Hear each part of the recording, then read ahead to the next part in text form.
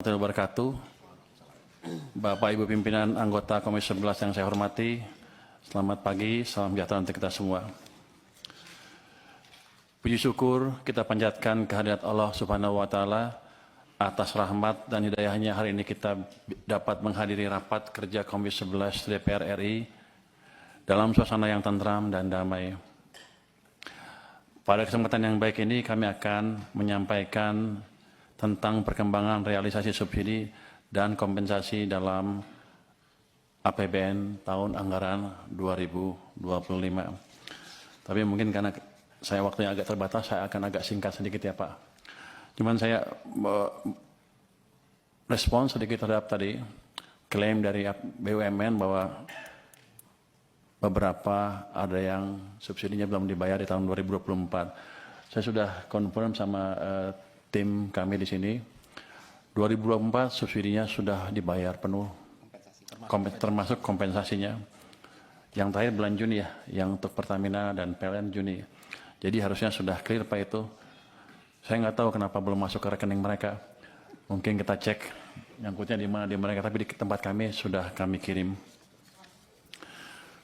Saya akan masuk langsung ke perkembangan dan tantangan subsidi. Tadi Pak Ketua juga bilang subsidi adalah untuk mengatasi ketidaksempurnaan pasar. Saya setuju Pak, setuju sekali karena tidak semua anggota masyarakat bisa menikmati kue perekonomian secara merata. Jadi subsidi adalah salah satu alat untuk memastikan mereka juga bisa menikmati kue ekonomi kita yang sedang berkembang.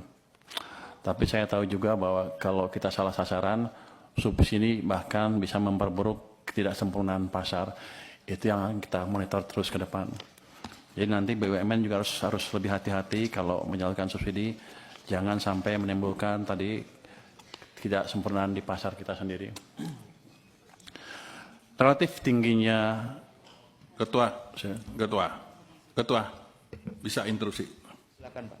Pak Menteri, sebelum maju lebih ini, tadi malam kita rapat sama BUMN itu sampai hampir jam 10 malam.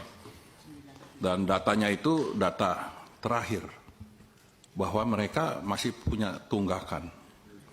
Nah ini harus dibuat clear dulu. Jadi mana yang benar ini?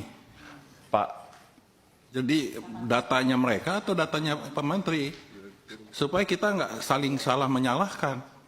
2020 Gitu Pak, tolong di-clearin dulu. Antara di dalam pemerintah, ini kan pemerintah. Itu Pak. setahu saya sampai saat sekarang ya 2024 semuanya sudah dibayarkan datanya. Nanti kalau mereka ada klaim data yang belum dibayar, suruh menghadap saya secepatnya Pak. Tapi yang data yang kita miliki seperti itu. Memang 2025 masih ada yang belum dibayarkan, triwulan pertama, kedua, tapi kita mengikuti prosedur yang sedang berjalan sekarang. Kalau kita lihat nanti bulan Oktober yang triwulan pertama, kedua akan kita bayarkan penuh. Jadi, silakan dilanjut Pak. Oke. Jadi tolong nanti BUMN-nya menghadap kami Pak. Kamu bawa nggak? Nggak kan?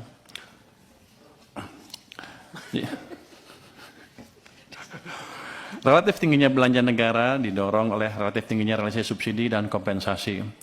Keduanya memegang peran krusial dalam meredam gejolak harga dan meningkatkan akses masyarakat terhadap pelayanan publik yang affordable. Slide berikutnya. Jika kita mencermati perkembangan subsidi dan kompensasi dari 2021 hingga 2025, terlihat lonjakan tajam pada tahun 2022 sebagai respon terhadap gejolak global di mana APBN dioptimalkan sebagai shock absorber untuk menjaga stabilitas harga dan melindungi daya beli masyarakat. Namun sejak saat itu, subsidi energi tetap cukup besar seiring volatilitas harga komoditas, ICP, dan tekanan terhadap nilai tukar. Sementara untuk subsidi non-energi juga menunjukkan peningkatan signifikan, khususnya pada sektor pupuk, PSO, dan kredit program. Gambar ini mencerminkan pendekatan holistik pemerintah dalam menjaga produktivitas dan akses publik terhadap layanan dasar. Slide 9. Subsidi energi sangat dipengaruhi oleh 3 faktor utama, yaitu harga minyak dunia, nilai tukar rupiah, dan volume konsumsi. Harga jual BBM dan tarif listrik telah disesuaikan sejak tahun 2022, namun belum mencapai harga keekonomian. Pemerintah tetap berkomitmen untuk meningkatkan ketepatan sasaran melalui pemanfaatan data terpadu subsidi energi nasional yang menjadi fondasi transformasi subsidi berbasis penerima manfaat. Next. Selama ini pemerintah menanggung selisih antara harga keekonomian dan harga yang dibayar masyarakat melalui pemberian subsidi dan kompensasi baik energi dan non-energi. Misalnya, untuk Pertalite, masyarakat hanya membayar Rp10.000 per liter dari harga keekonomian Rp11.700 per liter, sehingga APBN harus menanggung Rp1.700 per liter atau 15% melalui kompensasi.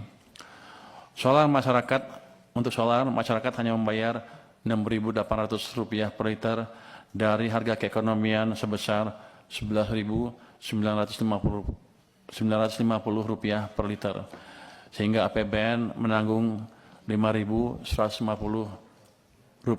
per liter atau sekitar 43%.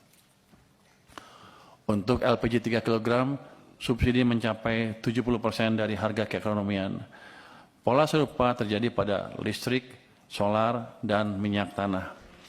Ini adalah bentuk keberpihakan fiskal yang akan terus dievaluasi agar lebih tepat sasaran dan berkeadilan.